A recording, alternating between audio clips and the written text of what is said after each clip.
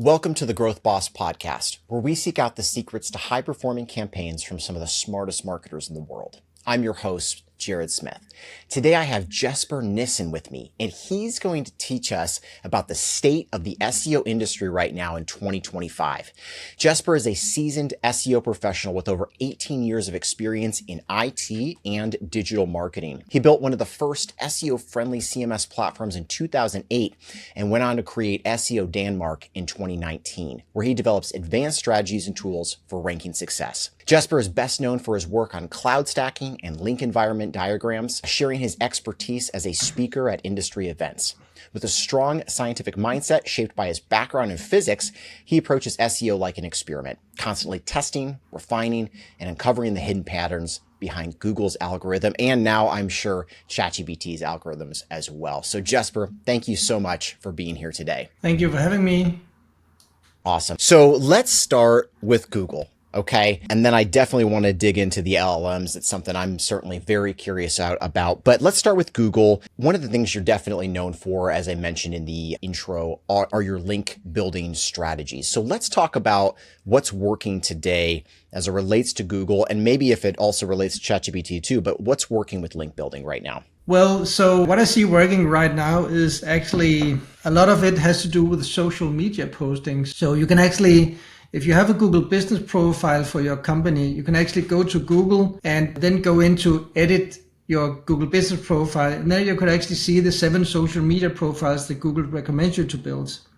So it's something like TikTok, LinkedIn, X, Instagram, and Pinterest, and YouTube, and Facebook also. So those are the 7 guys that you need to build. And what I'm actually finding right now is in my testing that if you stick to posting on these 7 profiles, you can actually see significant ranking improvements, at least for low competition to medium competition keywords. Because I don't know if you know, but previously, some years ago, back when it was called Twitter, there was something called Twitter Moments. Have you heard about that? Mm-mm.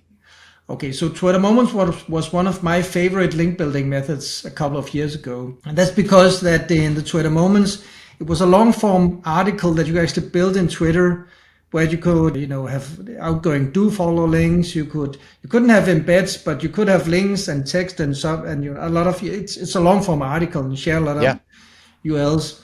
And actually X just rolled out something called articles that you can actually also use. It's similar, but actually articles, it's in a format like a WordPress page with a header and subheaders and images and text and links. So when you combine these X articles with LinkedIn Pulse articles and YouTube videos and Facebook posts in the Facebook page for your company, that's what I'm experimenting with right now. It's extremely effective. I also have other things also that we could talk about. Yes, I want to get into those. I want to ask you though about this. So what this reminds me of is kind of going back to Eric Schmidt, a decade plus ago, talking about how brands are how you sort out the cesspool.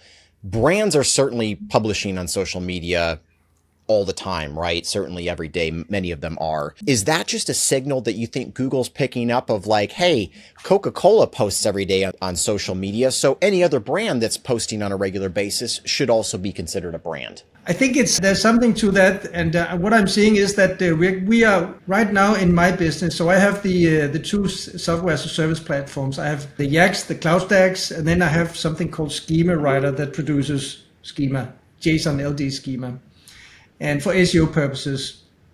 And so what we're doing right now is we're focusing hardcore on posting every day, actually. So we have these YouTube channels for Schema Writer and Yax, and we're converting the long form videos into shorts that we're actually uploading each day to TikTok, to YouTube, to Instagram, to Facebook, and these channels. And so what we're seeing is that it actually works, like a multi-funnel strategy, lead funnel strategy, because it all leads down to the website, to the sign-up form. Because when you post on TikTok a short, it's much easier to perhaps not go viral because it's SEO, so it's a little bit more difficult to go viral, but it's much easier to get a lot of views in TikTok. And what I tend to see is that people see my shorts on TikTok, then they hop over to YouTube, then they subscribe. And then when they subscribe on YouTube, if they see something they like, much higher chance of signing up to either Yext or Schema Writer. So that's what we're doing. So that's kind of like thinking of the social media posting of kind of like a lead magnet. It's not traditional SEO because you're not ranking in Google. Well, actually, you are ranking in Google also. I'll come back to that. But it's more kind of like a thinking of holistically, like it's like a lead magnet. So you have all of these social media platforms. And if we go back, let's say, if we go back 4 years, 5 years, it wasn't like this. Because 4 or 5 years ago, I did not think of SEO like this. I only thought of SEO as ranking high in Google. That's the only thing. But today it's all about diversification, also because of the AI overview stealing a lot of the traffic. I'm sure you're aware of that. Yeah. You might have had guests talk about that also. Yep. So and also because the rules of indexation are changing right now in Google. I'm not sure if you have observed that, but actually Google just started indexing Instagram posts. And they also started indexing Facebook posts. So if you have a company and you have a Facebook page for your company, what I noticed in my testing is that when you're writing, so let's say that you have a roofing company. Chicago roofing company does excellent roofing. We're the best in roofing, so on and so forth. Yeah. So I think it's the first 10 words in the post is actually incorporated into the title or that Facebook post and in the URL also. So what you're going to get is that you're going to get the post will index. You don't have to do anything. You don't have to send it to the indexers. Okay. And it will actually also rank for long tail keywords on page 1, especially for local SEO. So if you combine the YouTube video with the Facebook post, with the X article and some of the other things that I'm doing, you're all of a sudden you're kind of like, besides having these multiple lead magnets, you're also kind of like owning page 1 for these search terms. Yeah, I love that question about the social media component. Yeah, and I'm glad you brought up the roofer, because that's kind of what came to my mind is, if you or I put out an interesting educational post on social media, we're probably going to get some likes out of that. We could get some business out of that because of the industry that we're in. But I was like, what about the average lawyer, doctor, plumber, roofer? The average roofer puts out a post on Facebook. Maybe he gets a like from, his wife or something, but probably not a lot of engagement, if you will. But is Google looking at engagement when they're thinking about all of this and the authority that it's going to pass on, or does that not really matter as much right now? It's more about the activity of posting regularly. Well, so we do know from their patents and from various lawsuits against Google that we do know that they do look at this activity. But from my testing, I also know that just by posting, you can actually also rank. You get a little bit extra boost if you have the activity, especially if you're posting in Reddit. There's some special rules about the Reddit posting. But it's more about frequency of posting. And it's more about including the right keywords. So believe it or not, because we're talking a lot about AI at the moment. We have the AI overview, and now we have the AI mode. And Google doesn't like AI content. But I just, yesterday I did, I don't know if you noticed in my YouTube channel, yesterday I made a test.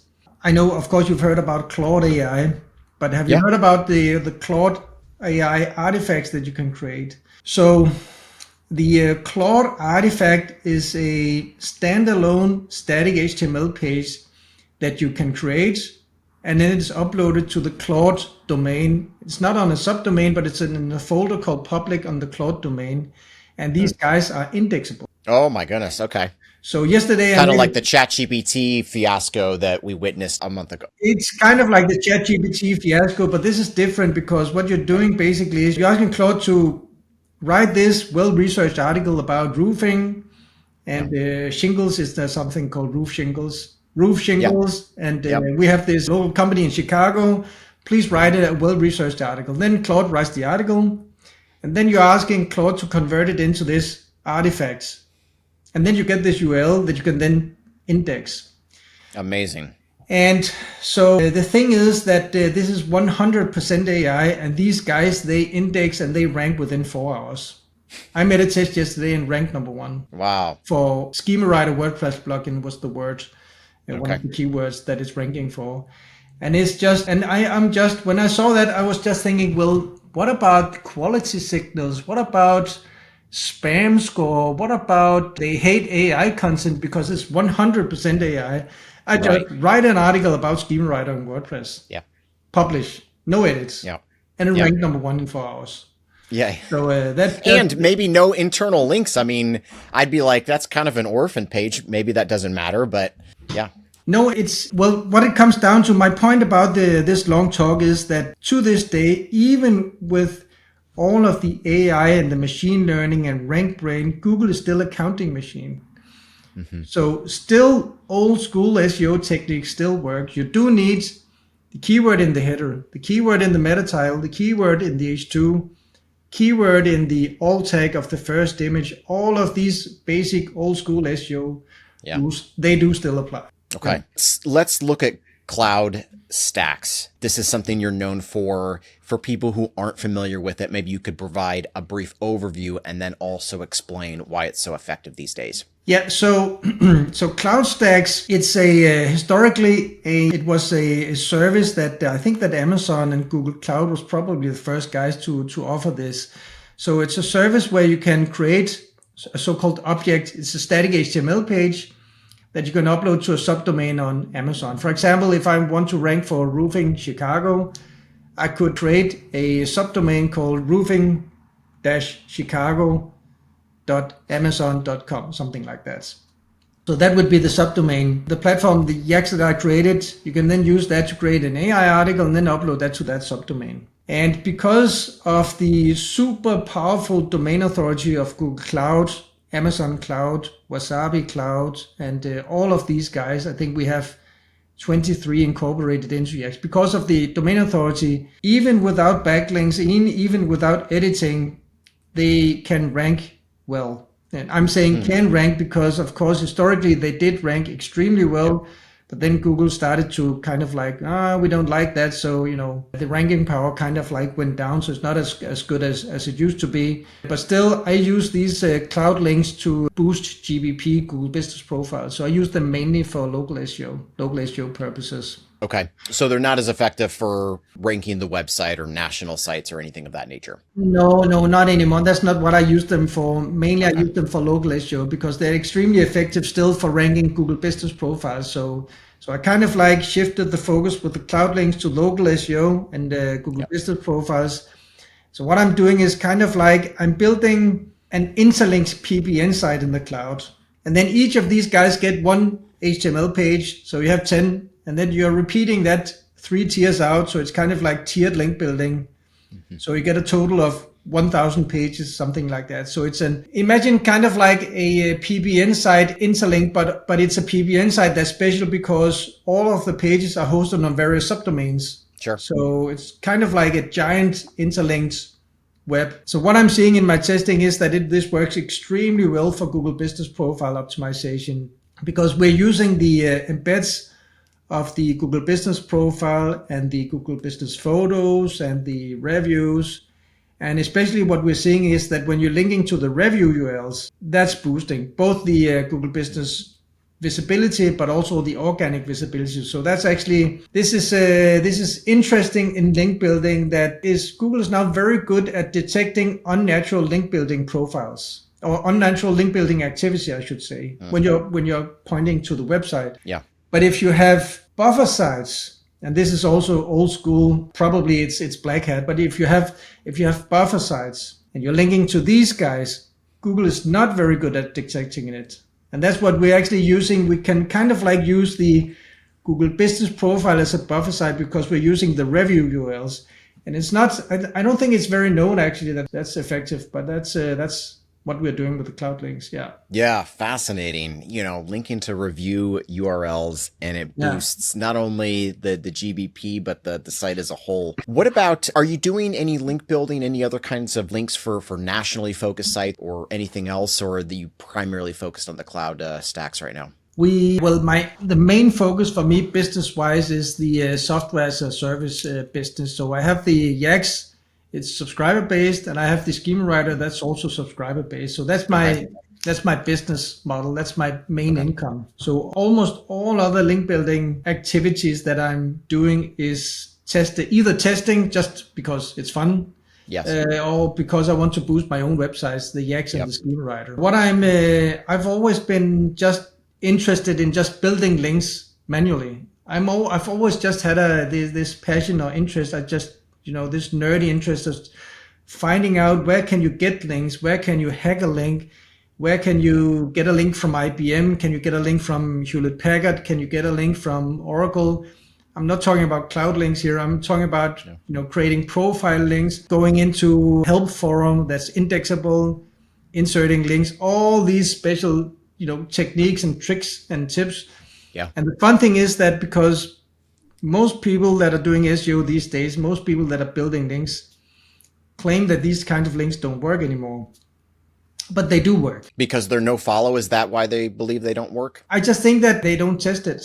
So, but it's also because many of these links are no follow. So you might think that, well, no follow links don't work, but no follow is just a directive. And I know from testing that I know it's a directive, but I also know that they can actually boost rankings. So a good example is actually the medium.com platform where you can build these long form articles also. Yeah. So Medium is kind of like similar to LinkedIn Pulse. So it's a platform with long form articles, and you can place links and you can just talk about everything. And they are do-for links, but they index, or at least they used to index and rank very well. And also you can or could also see ranking improvements from the Medium links, even if they were no follow or are no follow.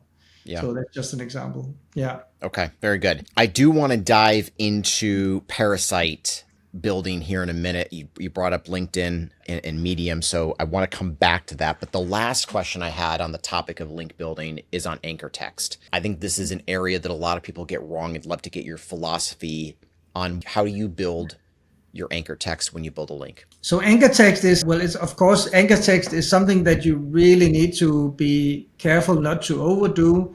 So we know that Google is something that they're looking at. It's a little bit, and it's an interesting thing with the anchor text, because we know from patents and we know from Google's documentation that's been leaked that we know that they're looking at the anchor text and they're using the anchor text to understand what the target website is about. On the one hand. On the other hand, we also know that if you overdo specific anchor text, the same anchor text, you might get penalized. So that's it's a little bit annoying that on the one hand they're using it, on the other hand they are kind of like penalizing you if you overdo it.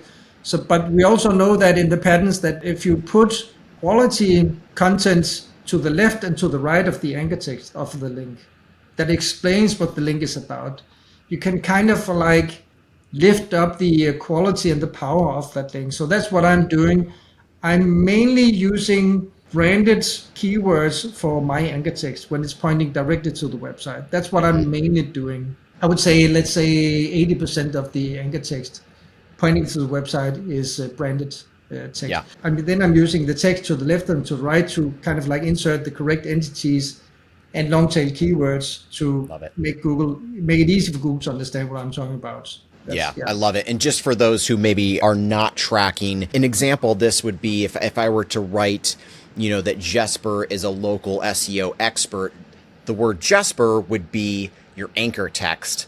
But I've got local SEO expert right after your name so that Google recognizes, okay, that's the context for the actual link, right?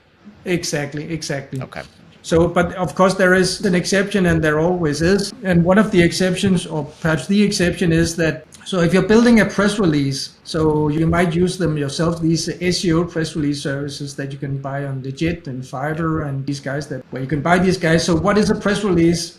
So a press release campaign is a distributed news release service where you write a newsy article about something they're related to your business. And then this article is distributed to, let's say, 300, 500 news websites.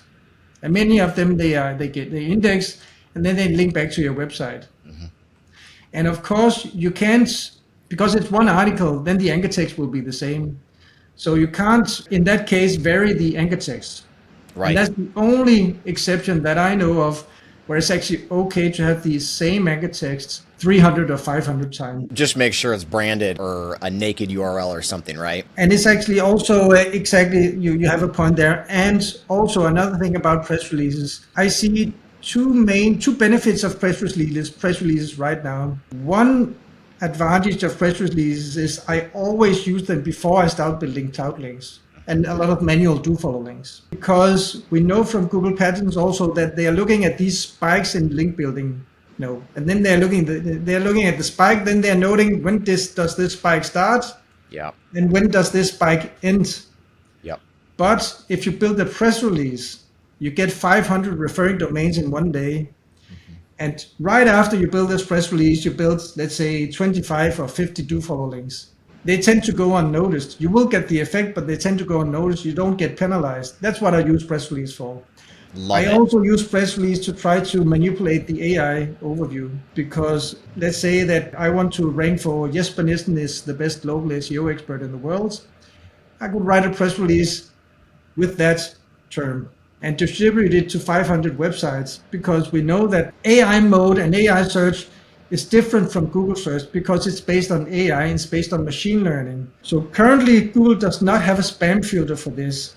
What this means is you can actually manipulate the large language model that Google uses in the AI overview, because if they read it 500 times that Jesper Nissen is the best local SEO expert, then they have to trust it, because they see even though it's identical.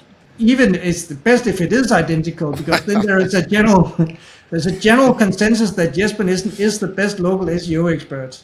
You see my point? Yeah. And we have been using this to do some fun stuff. Yeah. I love that. That's so creative. And so you're just going to a regular provider, I assume, on Fiverr, on Legit, writing the press release with AI, I assume. Yeah. $25 or whatever, pretty cheap. And then bam, you're ranking in the LLMs. I'm curious real quick. I want to dive into Parasites next, but yes. How long does it take though for these LLMs to pick up that press release? If let's just say you posted it today, at what point would you be ranking in the AI overviews or in ChatGPT because of that press release? It could be within a day or two. Actually, it could be very fast. And if we're trying to move over to Parasite SEO, the latest Parasite SEO property that I made a video about yesterday, it actually got me into the AI overview in 5 hours.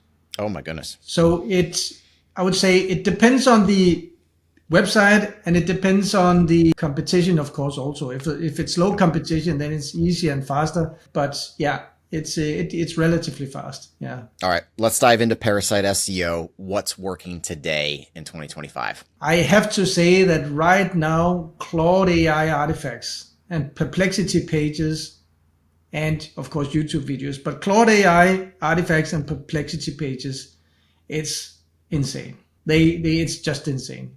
Claude AI, it indexes in 4 to 5 hours. It ranks in top 3 for even mildly competitive keywords, and it's crazy. And I just discovered, that's what I mentioned a couple of minutes ago, that it also gets you into the AI overview. So what I see in the AI overview is that in order to get your website cited, used as a citation, what you need to do is that you need to have a lot of backlinks to your website. So you need a powerful, strong website. That's why Google uses something like, they use LinkedIn, and they use Medium and these guys, even though it's kind of like social media profiles, they're just so powerful. But Claude also, I've never seen anything like it actually. So that's just, I don't know when it goes away again. It's just, I may hold off on publishing this podcast for a few months so that we have a little bit of time to play with that. Exactly. I don't know when that one goes away, but so I would say that it's just so interesting if you combine X articles with Facebook posts on your company profile, Facebook profile, and Claude artifacts and Perplexity, you will get on page 1. Either one of them will get to page 1. That's what's working right now. And the thing is, Facebook is free. X is free. Of course, if you want to be able to write articles, it's not free, but it's cheap. Perplexity, you do need to pay. You also, but Claude is actually also free. You can create these pages for free also in Claude. So Okay. yeah, so Amazing. it's a limited investment, and you could just Yeah. post whatever you want. So that's Yeah. crazy. Yeah. Okay. And talk to me about YouTube. You mentioned that YouTube videos are ranking really well. What strategies are people using there? Yeah, so when it comes to YouTube videos, it's kind of like it goes up and down in strength, but right now it's YouTube videos, and YouTube kind of like changed their algorithm, so they're now also promoting shorts in the SERPs. They have been doing that for a while, but it's a growing thing. So when you open the YouTube app on your mobile phone, what you will notice is that when you update your feed, the top items will always be shorts. So they are trying to promote the shorts because I don't know if they are trying to manipulate us or trying to destroy our focus and concentration, but that's what they are rewarding. They're rewarding you for shorts. So what I do as a part of my link building or Parasite SEO strategies is I'm always creating a playlist with the keywords. So let's say again that I want to rank for Jesper Nissen is the best local SEO expert, something like that.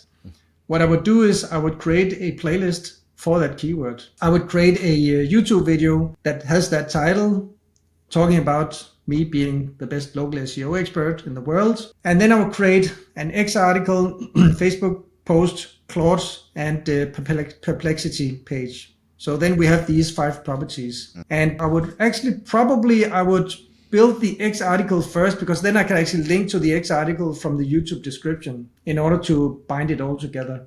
Yeah. So there is strategy to it, because you do need to know that you need to create these playlists first, and then you need to know that you have to build things in a certain order also. So you need to build the article first, because otherwise you can't link to the article. Yep. Stuff like that. And what I'm seeing is that if I have a keyword I want to rank for, and I know I always do a Google search, because I want to see, does Google reward YouTube videos? Do they show YouTube videos? And if they show videos, then I know that, okay, we have something to work on. So even for relatively competitive keywords, you can get into this video 3-pack if you post, let's say 3 to 5 videos, YouTube videos on that same topic. But of course, you need variance in the keyword and the title. And then there's a special trick to the titles also, because we know that Google has this filter. So let's say that my keyword is Jesper Nissen, best local SEO expert. So what I cannot do right now is I cannot post 5 articles with the exact same title, because they might index, but they won't show on page 1. Because Google does not like that. They have a filter, a uniqueness filter for the titles, and tested this many times. So what you need to do is you need to slightly change the title.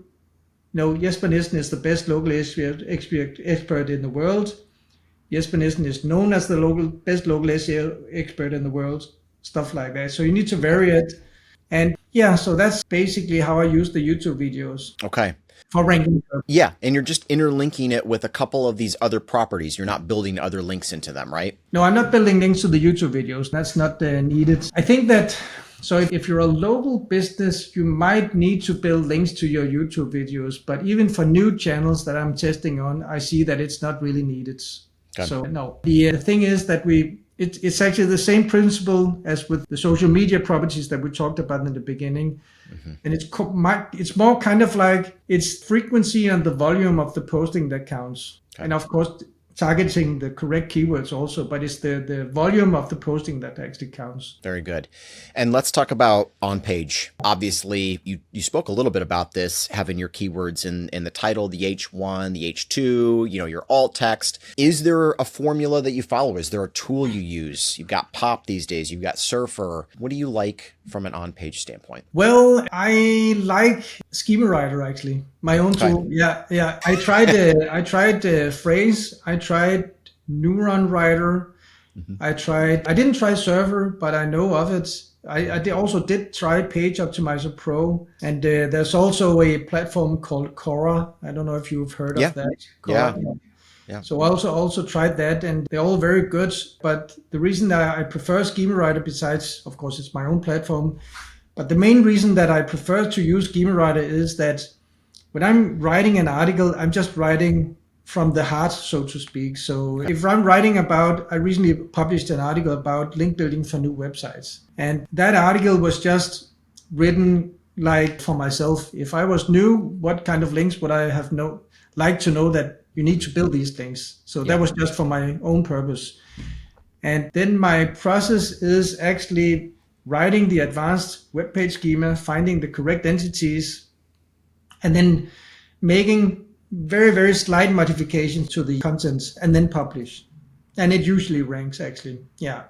So I think that's actually a little bit interesting because I'm very interested in on-page SEO. But what I'm seeing getting the best results is that if you just write on a topic that you know and care about, actually without trying to do it like an SEO expert, if you know what I mean. Yeah. But of course, I do that extra pass. I use Schema Writer to reverse engineer the entities that the competition are using.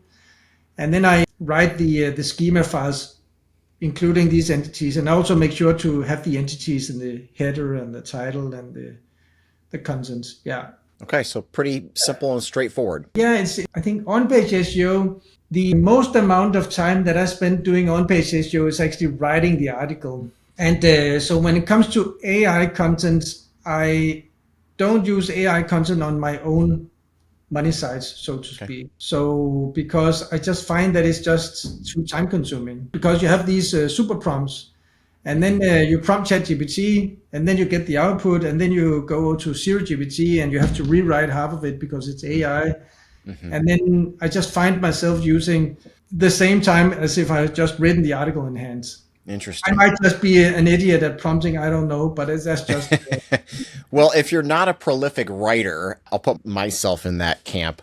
What do you feel is the best way to use AI to produce quality articles? It's actually a good question because I'm not sure that I have the golden answer to that just yet. I'm working on something, but it's just what you need to do is you need to use AI as an assistant. Okay. So kind of like a knowledge gathering assistant. It could be identifying the topics that you need in this article. It could be identifying that the set of entities, the special keywords that you need to include, stuff like that. But that's probably what I'm using AI for. Yeah, identifying topics that I need in my content. Yeah. Yeah. I wanted to talk a little bit about topical authority. How do you view topical authority? Is it super important? Are you trying to cover every conceivable topic on a niche that you want to go after? Love to get your feedback on that. Yeah, topical authority is super duper important in my book. So what I'm doing right now for the Schema Writer website is, so we're building a series of articles about AI in general. And also about schema and JSON LD schema, because that's the topic of the website. But AI and JSON LD schema. So that's the general topic of the articles, because we're trying to build and kind of like a knowledge graph or knowledge database in the website, in the Schema Writer website. So I published an article about Grok 3 when that came out. So now we have the Grok 4, but when Grok 3 came out, I watched the webinar with Elon Musk, and then I took notes. And I wrote an article. It took me a full day to write the article, but I took notes from the webinar, published the article, and I think it's ranking in top 2, 3 when you're searching for Grok 3 statistics or facts or something like that. Yeah. For the Schema Writer website. And the thing is, it actually got me backlinks. So I got 3 backlinks from guys. I don't know them. They just backlink because they also wrote about Grok 3, and then now they're citing the Schema Writer website. So that's one thing. Yep. And the other thing I'm doing right now is I'm building out a vocabulary related to schema. So you can go to Wikipedia and you can search for schema.org. So schema.org is the vocabulary website for schema code that we know. So if you go to Wikipedia and you find all of the links pointing to that page, so there's a special section where you can find these links. So all of these links pointing to that page are the related entities to schema.org. Okay. So what I did was I extracted all of these entities, and then I'm writing a small vocabulary page for all of these entities to expand the topical authority. And I'm actually seeing that since we started doing that a couple of months ago, the organic traffic went like this, just up. So yeah. And it's amazing. You probably didn't do any significant link building, right? You're just expanding the top, right? Just No expanding link the building. topical authority. Yeah, Isn't that no link incredible? building. Yeah. All right. So the last topic before we wrap this up, LLM optimization. We talked a little bit about press releases playing a huge role in that. What are some other things that you're doing to get ranked, either in the AI overviews or in ChatGPT? Yeah. So in order to get cited in the AI overviews, you need to, in the LLMs, in order to get cited in the LLMs and in order to make sure that they actually know you, you need to have a website that has a certain amount of authority, of root authority. And you need to have your brand spread out to a variety of very important channels. So I identified a lot of these channels.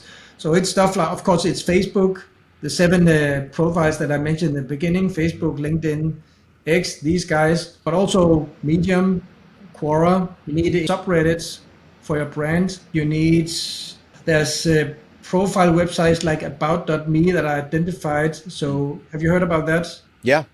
About.me is a free profile. It actually, that's also something that I discovered that Google uses. Okay. ScribeHow. So I have this list of these, let's say, 15 to 20 most important websites.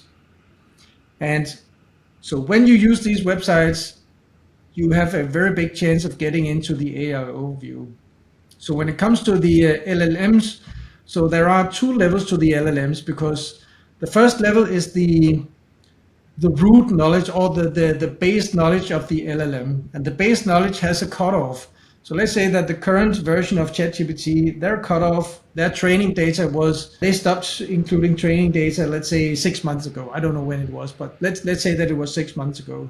If you didn't post anything, 6 months ago, you're not in the LLM. So that's the base data. But then they have live data that's kind of like a layer on the top of this. Okay.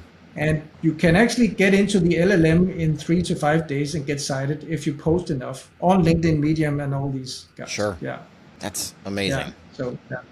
I mean, that's got to be a secret sauce that everybody listening to this should definitely be taking advantage of. Post more on social media, use it strategically for your SEO efforts. Jesper, this has been amazing. What is the best way for people to get in touch with you if they'd like to connect with you either through social media or anything else? They can find me on Facebook, on X, and on LinkedIn. Probably on Pinterest too, but that's more for SEO purposes. And they can find me on Pinterest. They can also find me on Reddit, and I'm everywhere. But X and X and LinkedIn and Facebook. Yeah.